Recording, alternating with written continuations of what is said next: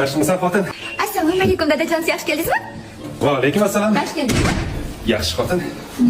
Haligi kuni majlisimiz sal cho'zilib ketdi-da, shuning uchun tog'da 2 kun qolib ketdik. Voy, mayli, nima qilibdi?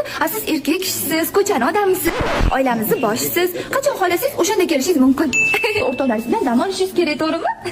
Bering sumkangizni, bering. Yeng, oshxonada ovqat tayyor, ovqatlanamiz. Ketdik.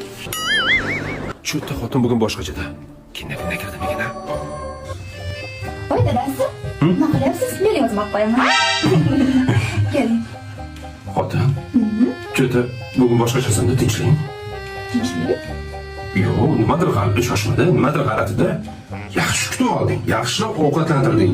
Qorni to'yib ketdi. Nima? Mahallamizda pasham 2 marta kelyapti. Yo'q, baribir nimadir netida xotin. Men bitta kitobda o'qigandim. Qadim zamondachi odamlarni qatl qilishdan oldin yaxshi gapirib, yaxshi ovqatlab berib, qornini to'ydirishar ekan. O'shanga. Ha? Гуликин. Ля ты крыса, а! Габри.